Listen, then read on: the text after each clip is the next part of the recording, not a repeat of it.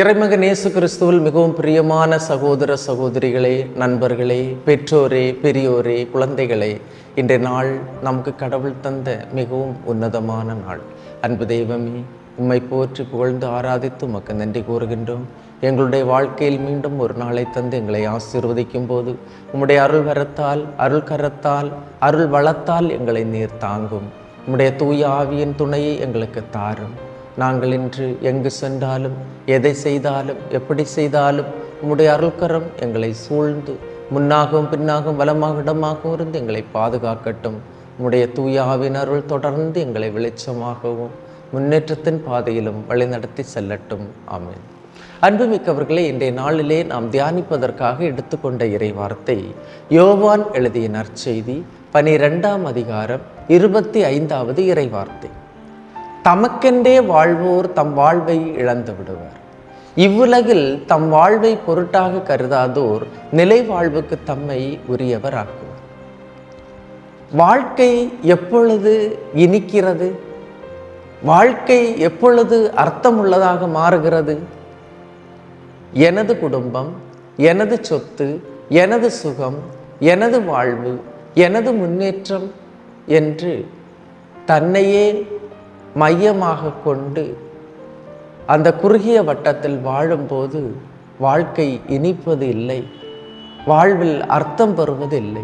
மாறாக பிறருடைய குடும்பம், பிறருடைய நலன், பிறருடைய வாழ்வு, பிறருடைய வளர்ச்சி, பிறருடைய முன்னேற்றம் என்ற பெரிய வட்டத்தில் வாழும்போது பிறப்பின் நோக்கம் முழுமையடைகிறது.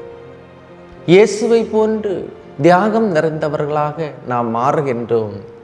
மறு கிறிஸ்தவர்களாக நாம் மாறுகின்றோம். கோதுமை மணியை போன்று நான் பிறருக்காக மடிந்து வாழாவிட்டால் என்னை சார்ந்தவர்களுக்கு அது வாழ்வில்லை.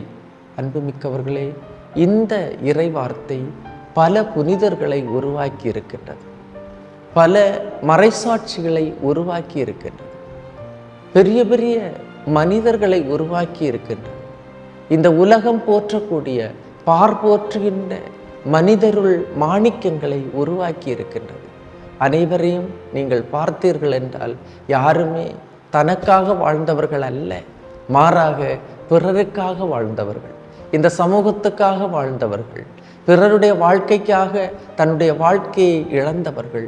இவர்கள்தான் மனிதர்களில் மாணிக்கங்களாக இருக்கின்றார்கள், நமக்கெல்லாம் முன்மாதிரிகளாக இருக்கின்றார்கள். எனவே இந்த இறைவார்த்தை நமக்கு சொல்லுகின்ற அர்த்தம், பொருள் மிகவும் உன்னதமானது. தமக்கென்றே வாழ்வோர் தம் வாழ்வை இழந்து விடுவர்.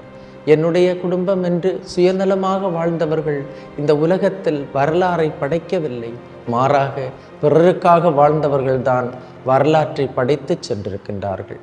எனவே இன்றைய நாளிலே இந்த இறைவார்த்தைக்காக, இந்த இறைவார்த்தையின் அபிஷேகம் ஆற்றல் நமக்கு கிடைக்க ஜெபிப்போம்.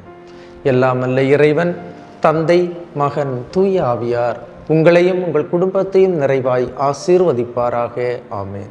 இயேசுவுக்கே புகழ், இயேசுவுக்கே நன்றி. மரியே வாழ்க.